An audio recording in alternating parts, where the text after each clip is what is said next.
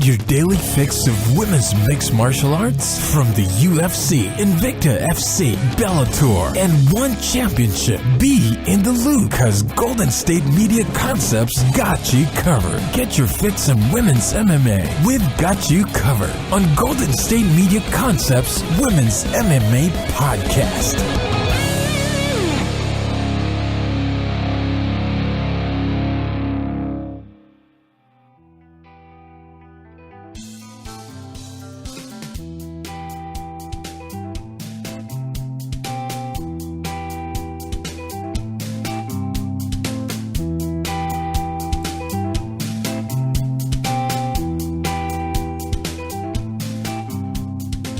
All right, now, thank you for tuning in to the Golden State Media Concepts Women's Mixed Martial Arts Podcast. I'm your host, Tate, and I'm your co-host, Sarah. See, I never know if you're going to introduce me. I just sit here and stare at you, wondering. I try to mix it up so you never know which way I'm going to go. So you're like always on your toes. It's true. I never know. So, we are moved into our new studio. I haven't been around for a little while. And we have not had a show for a while. I've missed you. I've been a little sick and having some health issues that I've been dealing with. Mm-hmm. So I really haven't been around that much, which has kind of caused a problem with the show a little bit. Yes, but it's good to see you again. It's good to have you back and good to be in our new studio. And so I take full blame on the fact that there hasn't been that many episodes this month here. So we're going to make up for that because we're going to cover a lot. There's going to be a lot to be covered today. It's also nice to be in here because it's 8,000 degrees. It's like the seventh level of hell. Well, I don't know which level of hell is hot in Dante's Inferno, which is the hottest level of hell? I don't know. I've never actually read the entirety of Dante's Inferno. I don't know if you have. So I shouldn't have brought it up because I do not know the levels. It's like the first level kind of like warm Australia kind of situation, and then it just progressively gets hotter, or? I don't think so, but right now I just know that I keep saying it's like 8,000 degrees here. Speaking of Australia, talk about a segue. There you go. Nicely segued. Today we are going to be talking about some changes in the featherweight division. Yes. The UFC announced today that they are going to be stripping Germaine de Randamie, and they have stripped Germaine de Randamie of her featherweight title, in which she just won from Megan Anderson. From Holly Holm. Sorry about that. Yes. And now they're going to have a Cris Cyborg Megan Anderson featherweight title shot, and that's going to be in July at UFC. Now I can't think of the number because you just threw me on the spot. Gotta throw a curveball at you here. I gotta look myself. I gotta look it up because I don't remember. I should know. UFC 214. There we go. See, I'm here for you. So July 29th. Right, and so that's a big fight there, and so we're gonna touch on that to start things off. Originally, when we were first planning this episode, we were going to talk about the Holly Holm Bethe Correia fight as our lead off, but the stripping of Germaine de Randamie of her title and the whole situation has really, has changed the landscape of the featherweight division. Well, the featherweight division, not only in the UFC, but it's also then affected Invicta because Megan Anderson now vacates her title. Cyborg just vacated that title. Megan Anderson stepped into that title. Now she's vacating, and so they have to change their upcoming fight on July 15th. And so they're and that's a great point. They've changed their main event card because Megan Anderson has signed a multi-fight deal with the UFC, which is, in my opinion, is the right move. I've been campaigning for this for a while. I think if there's anyone that can give Cyborg a shot, or give Cyborg some competition, it's Megan Anderson. But what has happened is Megan Anderson was supposed to be defending her featherweight title in Invicta, but now they've changed the card up And who's going to be fighting in Invicta now? Another of your favorite fighters, that would be Tonya Evinger. I am a big Tonya Evinger So she's actually fan. moving up in weight class to fight. I don't know how I feel about her moving up in weight, but to be honest, Does she have anybody else to fight in her current weight class? She's kind of cleaned out the division a little bit, but I think it's a smart move because the featherweight division does not have a lot of top-notch fighters. Right now, the division consists of Megan Anderson, Cris Cyborg, and I hate to say this, but it feels like Germaine de Randamie's just kind of hiding in a corner somewhere. So I think it's a good move for Tonya to move up in weight, even though I think it puts her in a disadvantage. What are we going to say? Well, I feel like you kind of mixed up your fights there. Because now Cyborg and Megan Anderson have moved over to UFC. So, well, no, that's what I'm talking about. My whole point is by Tonya moving up in weight in Invicta, it allows Tanya's ultimate goal is she wants to fight in the UFC, right? And by her being a bantamweight, they've told her in the past that she's just not an exciting enough fighter. But when you look at the UFC right now and you say there's only Megan Anderson and Cris Cyborg, who fights who, and Germaine de Randamie's been stripped, and you can't even, it's like, where's Waldo with her? Mm-hmm. Okay. It puts her in a good place where if she wins and looks impressive in Invicta, could she be the next person to come over to fight the winner of this Megan Anderson Cris Cyborg fight? Because I hate to say this, yes, Germaine de Randamie has been stripped of her title, and she says that the reason why she doesn't want to fight Cris Cyborg is because she's tested positive for steroids, things like that. I'm sorry, most times I will agree with a fighter and take them for their word. I've never thought I would ever say this, but it feels like Germaine de Randamie is ducking Cris Cyborg.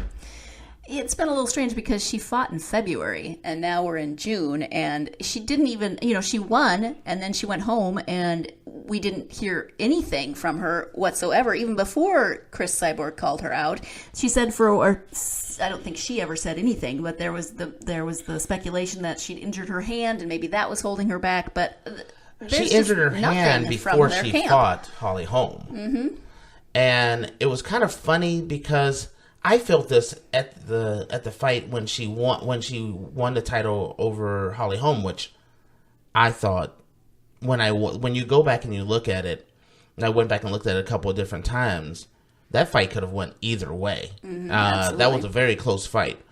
But the minute they started asking about her fighting Cyborg, even in the ring, I didn't think she was really that comfortable. After the fight about fighting Cyborg, she seemed tentative. Mm-hmm. And then she started talking about that she wants to have her hand looked at and all this. I'm just going to say it. I feel like Germaine de Randamie was truly ducking Cyborg. I don't think Germaine, as I'll even go as far as to say, because she didn't want to fight the number one contender, that even if Megan Anderson was to upset Cris Cyborg and win the title, I would not give her another title shot. And I think she needs to earn her way back. I think and it's kind of crazy to say the woman who is the former featherweight champion who got her title taken from her doesn't deserve a title shot. But I'm saying that she didn't want to fight the number one contender. That knocks her completely out of the picture. And you cannot, and I don't think if Megan Anderson wins, you can't reward her for ducking Cris Cyborg by giving her a fight against Megan Anderson. So I take her completely and totally out of the featherweight division completely. Mm-hmm. And she would have to, I think, even if she came back and she fought and she won in spectacular fashion, I still wouldn't give her a title shot. That's my take. Well, two things. First, even when they were talking about a possible rematch between her and Holly Holm, she didn't really comment. She just really disappeared after her fight with Holly Holm. So she didn't. She No, she hasn't said much of anything. No, she hasn't said much of anything. And here's my question. I think I'd take Holly at this point. I mean, And because I would take Holly rematch. too. Holly I too, Randamie and Holly Holm. Who would you take? I think I'd take Holly at this point. I mean, And I would take Holly too. Who would you take? I think I'd take Holly at this point. I mean, And because I would take Holly too. I question. it was really close, and now Germaine just doesn't seem to be doing anything. I don't know. I do question the heart of, and that's a strong statement to make, but I do question the heart of Germaine de Randamie right now. I don't give her, even if she goes back to the bantamweight division, I don't reward her with a title shot at the bantamweight division. Germaine's gonna have to, in my eyes, if I was Dana and I was the matchmakers, Germaine would have to run off at least 3 wins and show that she's willing to fight, whomever's in front of her before I would ever give her a title shot again. She's the first person that I feel like has been put on an island because she hasn't lost. She won the title, but she's been stripped. But she's been stripped for one of the worst reasons of all, and that is ducking another fighter. That just doesn't sit well. Mm-hmm. Do you agree? I do. I mean, it just seems very. I keep saying this. It just seems very odd, and it's odd that she's not really commenting on anything. We just don't hear from her. Like you said, it's like she disappeared after that fight. It's okay to ignore us, the media. Okay, go ahead and ignore us, but she's ignoring, and she doesn't. Dana, I mean, she's ducking the UFC. She doesn't even want to talk about a Cyborg fight. Which is crazy because she won, and she's ducking the media and the UFC, and I personally say it's her biggest fight of her career, her biggest payday of her career, and she would rather be stripped than get in the ring and fight for her biggest payday of her life. And I know she ended up getting a job in her home country. It was either like a policeman or a fireman or something like that, and she's really excited about that. But I mean, there's a certain level of professionalism that you need to have. Mm-hmm. And if she's just done with fighting, then I tip my hat to her and just say, okay, you're done with fighting, but handle things in a professional manner. Go to the UFC. Make an announcement that you're retiring at least. Yes. And you know what? It wouldn't have been a bad story. If she'd have walked up there and said, my goal was to win a title in the UFC, and I've accomplished that. Now I want to concentrate on my family, my friends, and my new career, kind of like Rumble Johnson did. Mm-hmm. No one would have fought her for doing that. It'd have been like, wow, everyone's disappointed that there won't be a Germaine de Randamie Cris Cyborg fight, but it's no one's gonna fault her for going after her dream and wanting to be home and spend time with her family. Mm-hmm. She didn't do that. She avoided everything. Yeah, and this was just announced today, but so far I haven't heard anything from her. So her title gets stripped, and she's still silent. She did have. Did she say anything? Here's let's see. Was this? I'm looking on ESPN, and ESPN had said that, she said her reasons for not fighting Cris Cyborg has nothing to do with fear. Okay, but what's the date on that? Is that recent or? Let's see. When is this? Let's take a look here. Yeah, see, that's almost a month old. Yes, I mean, there's nothing. I mean, I don't know. I just think it looks bad. Mm-hmm. She's no longer the champ until she shows back up. I think we spent enough time talking about her. Yeah, she's held that division hostage, especially and it hurts because of the fact that there's not enough women's divisions out there as it is. This was a great opportunity for to put more shine on the women's division, which I think is absolutely amazing. And then the very first featherweight champion disappears and doesn't even want to fight the number one contender. It just looks bad. And I'm very happy that the UFC, and I personally think they did the right thing. Megan Anderson, Cris Cyborg are the best two featherweights in the world. They should fight. I would have loved to see Megan do this fight a year from now, because Megan is still rather early in her career, but I do think she has a shot. She's big enough and she's strong enough to keep Cyborg off of her, which a lot of fighters are not. So that really makes it a very interesting fight. And then over in Invicta, as we're talking about the fact that Tonya Evinger is stepping into the main event and she's moving up to featherweight, she's fighting a very tough lady. Helena, give me that last name. Kolesnyk? If you go and look at Helena, am I saying, what did I say wrong? No, I'm just laughing that you're just avoiding the last name. Of course. I am Germaine de Randamie, that last name. She's a striker. She's a boxer. She's a tough lady. This is not going to be a cakewalk for Tonya Evinger. I'm really looking forward to seeing how well she does, because I think it's going to make Tanya's a super strong lady as it is. I think this is going to make her even stronger because, she won't have the weight cut. It'll be a much easier camp for her. But if she looks good, talk about dodging Cyborg. One of the things that I've always given Tonya credit for is, while everyone else was not wanting to fight Cyborg, she's openly said numerous times, if they need someone to fight Cyborg, I'll fight her. I don't think Tonya really cares. Well, Tonya usually says she'll fight anyone. So, and I believe her in this case. I definitely believe her. And I think it sets up a situation where, I would love to see if she looks good. And I don't think that, since Megan's going to be, I'm assuming Megan is being stripped of the title. But if Megan is stripped of the title, then Tonya is their most likely candidate to be.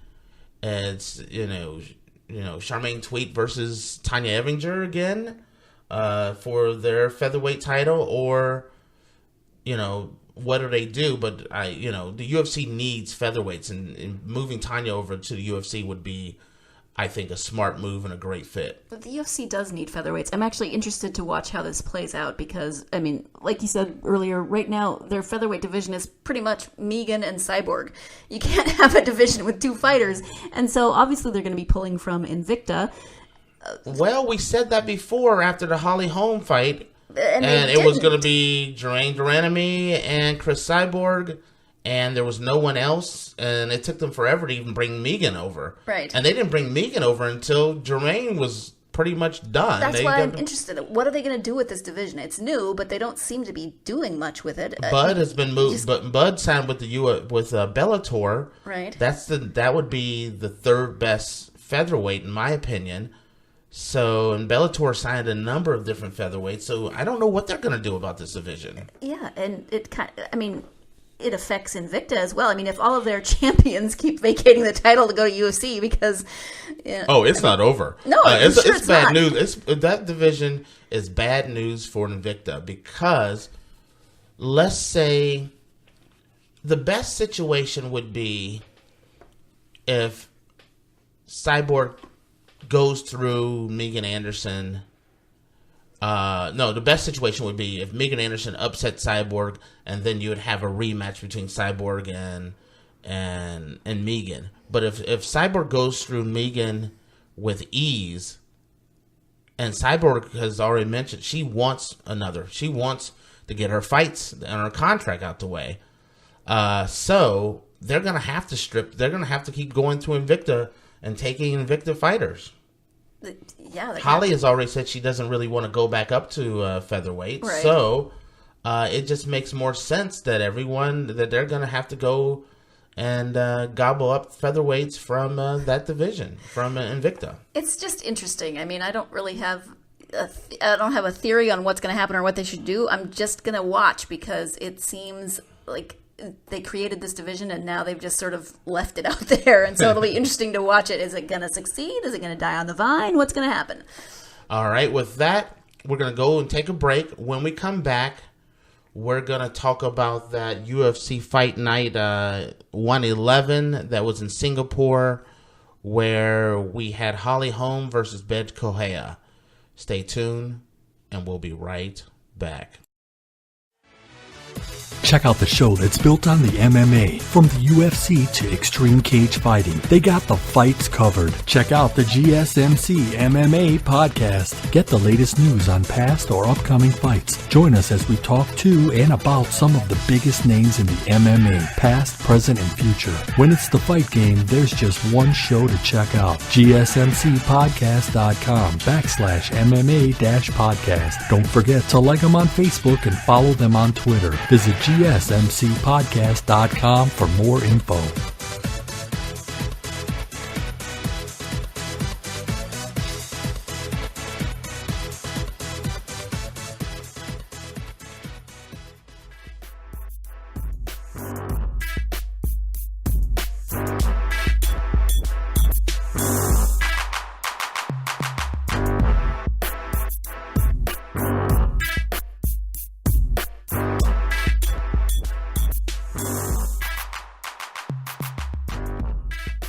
All right, we're back, and we just finished up talking about the crazy situation in the featherweight world. The ongoing saga of the featherweight division.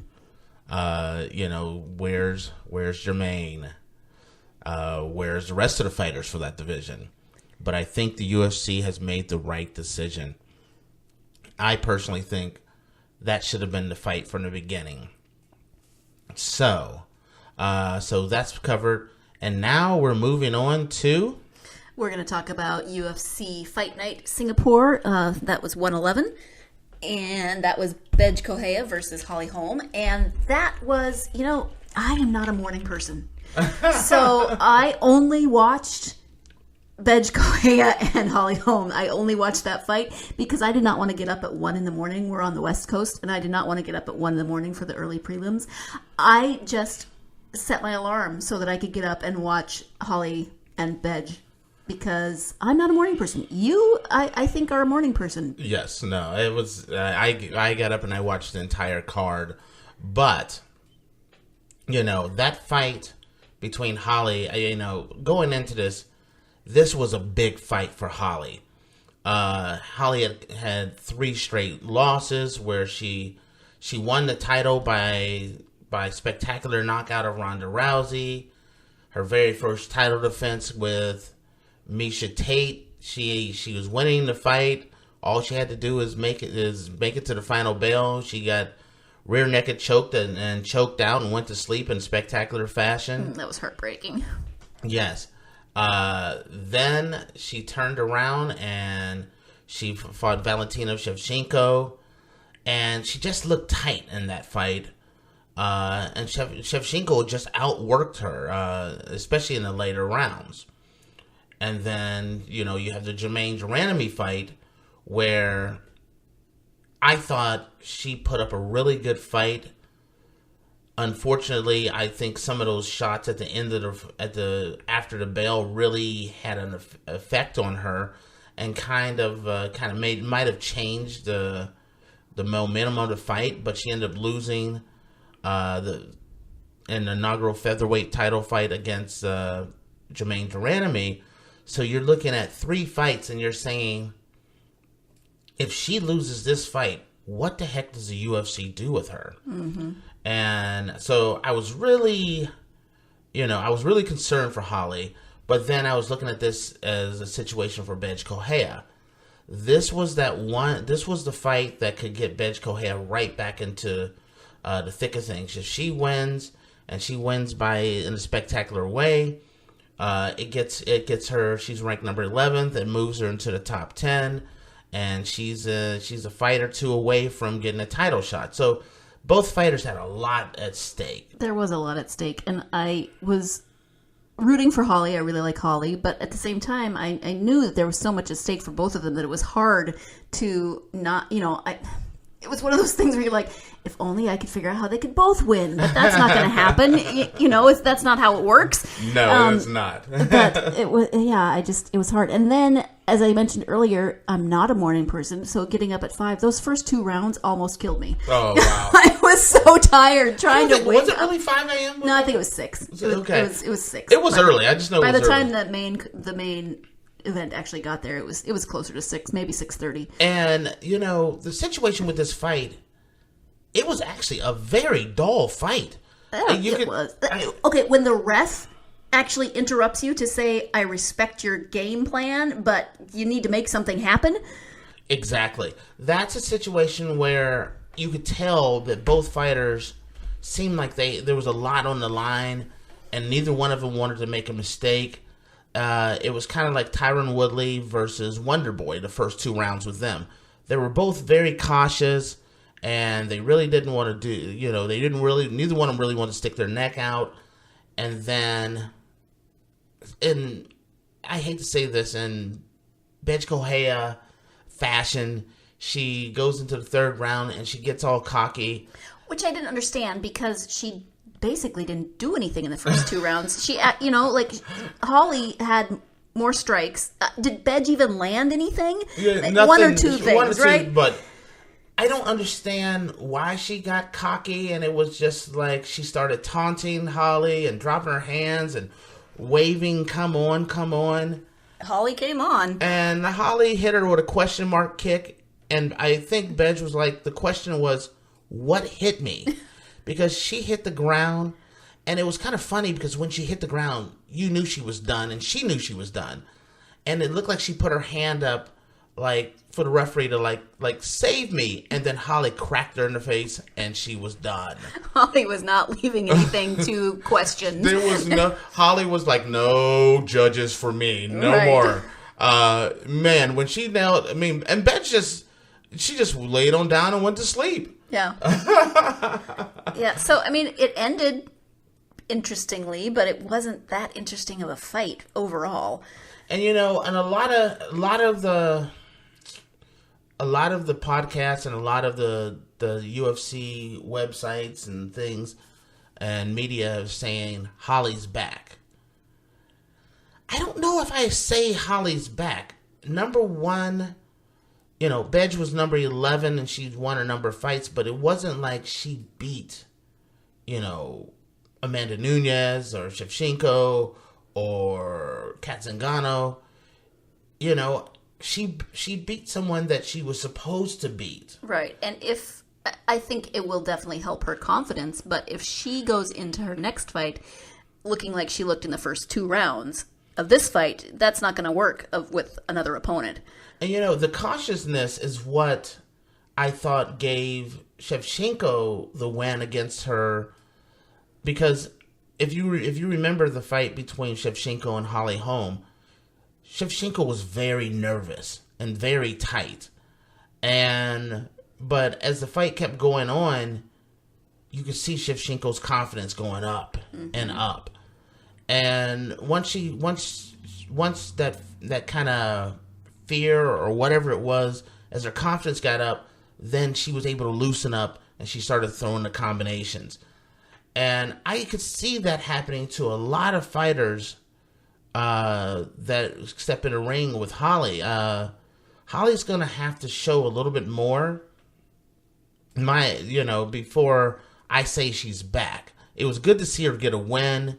You could tell she was super excited about it. But with this win, what does it do for Holly's career? Where does this put her back in the title contention? What's next? I'm not sure. I don't think it puts her back in title contention right away. I think it puts her back on the path toward title contention.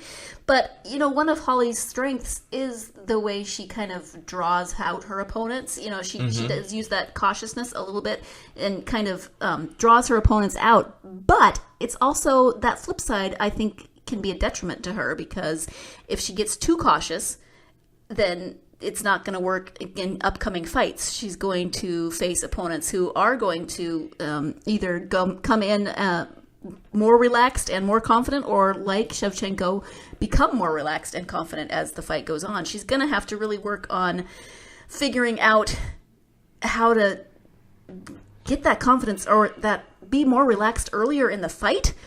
Yeah, I think, you know, I think that's, I think that comes from, I think the Miesha Tate fight kind of messed her up a little bit, and it's kind of, hopefully this fight will get her back on track.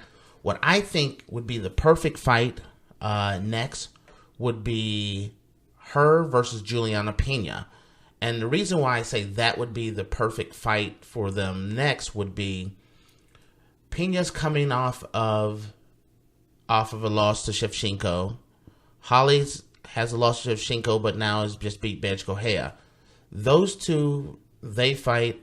Holly's 4, Pena's 3, or no, I think they got Ronda in there as 3, but I don't count Ronda. Ronda does not count. I can't believe Ronda's still in there as 3. Yeah, 3 or 4. She's disappeared more effectively than de Randamie. No, I don't. I mean, I'm sorry. I love Ronda, but I don't even put Ronda in the top 20. And not because she lost, just because she hasn't fought but once in Over 2 years. Yeah. So I don't even, and I don't think, no one thinks she's coming back. So I don't really count her as a bantamweight fighter. So Holly versus Juliana Pena, the winner of that gets the winner of Shevchenko versus Amanda Nunes. I think that would be the best situation. What's your thoughts on that?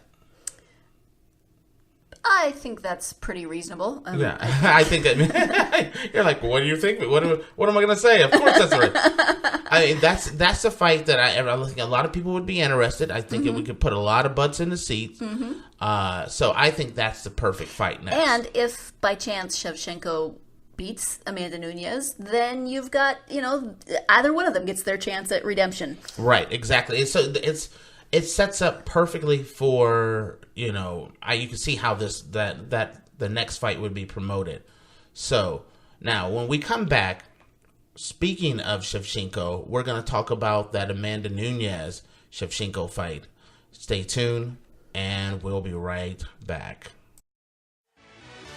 Are you looking for help for your fantasy football team? Check out the GSMC Fantasy Football Podcast. Get today's best advice on who to start, who to sit, even who you should draft. From sleeper picks to red hot lineups, they got it all covered for you. That's gsmcpodcast.com/fantasy-football-podcast. We'll cover traditional leagues, dynasty, PPR, even IDP leagues. When you need fantasy help, there's just one show to hit up. Don't forget to like them on Facebook and follow them on Twitter. Visit gsmcpodcast.com for more info.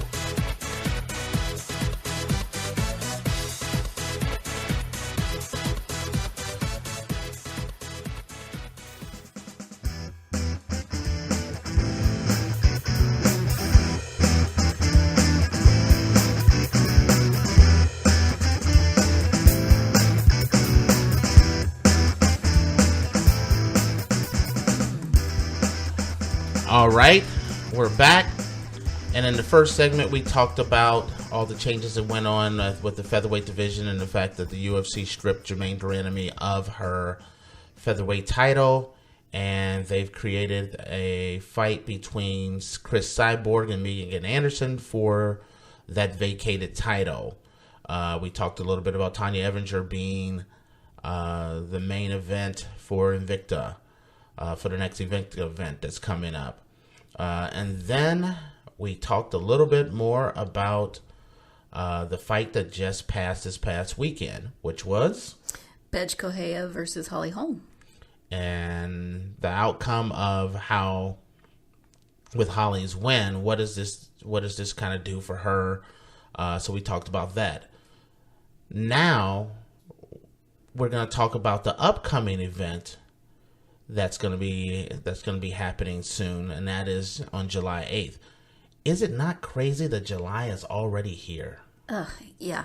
Let's not bring it here sooner than it actually is. We still have a couple of weeks, but it's right around the corner. Well, UFC 213 is going to be, first off, the card is spectacular. Not to mention you got Amanda Nunes versus Valentina Shevchenko, but you got Yoel Romero versus Whitaker, Robbie Lawler versus Cowboy Cerrone. You got Alistair Overeem. He's going to be fighting in there against Fabricio Verdum. You got Pettis. I mean, this card is stacked. Super excited about this card. But and this is one of the things that I love about this whole situation of women's mixed martial arts in this show. You have maybe the most stacked card of the year, with all the guys that I just mentioned. Former champions, future champions, stars. The main event is Amanda Nunes versus Valentina Shevchenko. A few years ago, this fight might not even made the undercard. And now it's the main event. That's how far women's mixed martial arts has gone. And they deserve every bit of it. Absolutely. Now, how do you see this fight going? Well, just on paper, because I'm looking at their stats right now. Just on paper, it's really fascinating because they're the same height. Yes. They're the same, in theory, the same weight. We'll see how the weigh-in happens. And their record, Amanda Nunes is 14-4. Valentina Shevchenko is 14-2. So they're almost the same person just on paper when you're looking at them. These are two tough women. They're very different. They are very different. Their fighting styles are very different. Now, we've said it before, and I'm going to say it again. If Shevchenko can get out of the first couple of rounds with Amanda Nunes, then I definitely would say Shevchenko. Okay, I'm going to go back to that first fight. The first time they fought, Amanda Nunes was wearing Shevchenko out those first two rounds. She was taking it to her. But just like you just said, the later in that fight and the third round, it was Shevchenko. Nunes gassed out and Shevchenko was on her. There is no doubt in my mind, if this was a championship, that fight there was a championship fight, Shevchenko would have won that fight. Right. Sorry about that. But the same thing that Ronda found out, the same thing that Miesha Tate found out, Valentina Shevchenko learned, even Kat Zingano learned. There's no one in the business that can handle her the first two rounds. She's a bear. Yeah. And it's one of those things where, can you get to the third round, fourth round with her? And the scary thing is, she's aware that her stamina has been an issue. If her stamina has improved, she's going to be tough to deal with. But one of the things, when you look at, but you got to look at her history. Shevchenko took her to the third round, and that fight changed. When I look at the Kat Zingano, once Kat Zingano weathered the storm, Nunes had nothing for Kat Zingano. And Kat Zingano just bust her up and beat her down. The key to beating Amanda Nunes is taking it to the late rounds. I agree, absolutely. But like you said, getting there is the challenge. You got to make it through 10 minutes of a very tough, very aggressive fighter coming at you. Now, this is one of the things that I like about Valentina Shevchenko. Is a lot like Holly Holm. She is a very well-established fighter. She has great movement. She has great strikes. She throws lots of combinations. The footwork is going to be the key. unlike Ronda, Bethe Correia, they're kind of go forward kind of fighters. Shevchenko can be cautious enough to use her footwork early to slow down Amanda Nunes and take some steam off of her. No one, and I'm even going to go as far as even adding Cyborg to this. No one hits harder than Amanda Nunes in the women's division and in mixed martial arts. If you can, but those, as the fight goes on, the steam kind of comes down, and then you have a chance. And that's the way, when you look at her 4 losses, it's kind of been that whole thing where the stamina has been the issue. So looking forward to this fight. Anything else you'd like to add about this one? Nope. I think we've pretty much covered it. I'm looking forward to it as well. Interested to see how it will play out. Okay. Well, I'm gonna, as a bonus, because we haven't been around a little bit, I wanted to touch on a couple of fights that we didn't really have a chance to really talk about. Mm-hmm. And the one that I want to talk about is that Claudia Gadelha versus Karolina Kowalkiewicz fight that was at UFC 212. First off, I have said this time after time after time. Only person in that division that I think can ever beat Joanna Jędrzejczyk is Claudia Gadelha. Claudia Gadelha is the best strawweight in the business, and she really, really proved it that night at UFC 212. She was just too much, too strong, and Shevchenko just couldn't match up with her. Kowalkiewicz. Mixing up my fighters here. She's a buzzsaw. It's just unfortunate.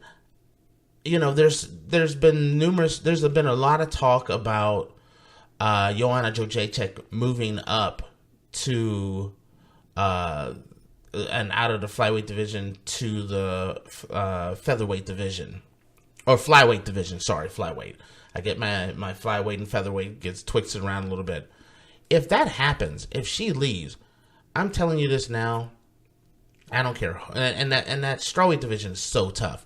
But I have Claudia Gadelha as that next champion if that was to happen. But if Joanna does not leave that division, she's Miss Congeniality. She's the second best fighter. She was going to clean out a lot of fighters, but what are you going to do with her? She's already lost to Joanna twice. Are you going to give her a third shot? At this title? Isn't this the fight that Joanna said even before her last fight that she wanted to fight the winner of this fight? No. You mixed that up with when. See, now I'm mixing up my fighters. Yes, you are. You're mixing up Karate Hottie versus Thug Rose. Yes, thank you. And yes, I use their nicknames because their nicknames were awesome. Now, and I'm glad you brought that up because we didn't have a chance to talk about that fight, and it was one of those situations where you look at Karate Hottie, and yes, she beat Paige Van Zandt, but this is where I think the UFC should put her in an atomweight division because she's really an atomweight, and Rose was just too big, too strong, and Rose was very focused, and she took care of Karate Hottie and took her out, and now you have Rose versus Joanna Jędrzejczyk next. In which Joanna took care of business in her fight. So, it's really setting up, but it puts Claudia Gadelha out of the picture. I just don't see how you can give her a third fight. It's like she gets to fight, is she going to be able to fight Joanna once a year, every year? Right. Right. But what else are they going to do? I mean, unless Joanna leaves, and she has said that, she wants to fight for a few more years and then retire and move on with her life. But is Claudia just supposed to hang around and wait for that to happen? I think Claudia's in a no man's zone. I think, what the crazy thing is, it could be Claudia that ends up moving up in weight.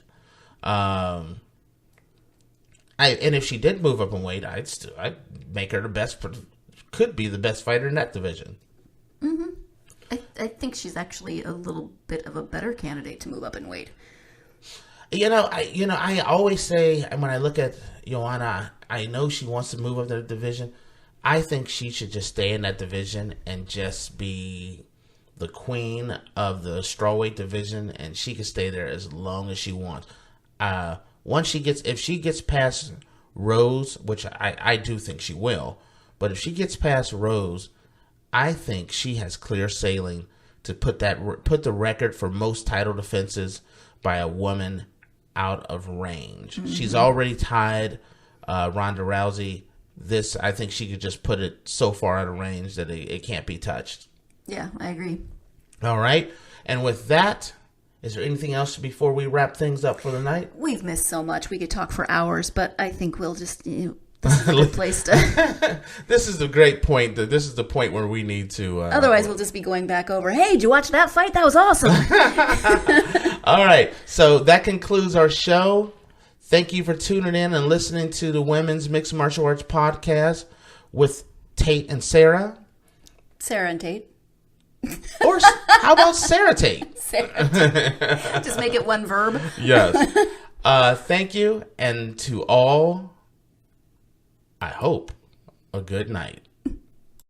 You've been listening to the Golden State Media Concepts Women's Mixed Martial Arts Podcast, part of the Golden State Media Concepts Podcast Network. You can find this show and others like it at www.gsmcpodcast.com. Download our podcast on iTunes, Stitcher, SoundCloud, and Google Play. Just type in GSMC to find all the shows from the Golden State Media Concepts Podcast Network, from movies to music, from sports to entertainment, and even weird news. You can also follow us on Twitter and on Facebook. Thank you, and we hope you have enjoyed today's program.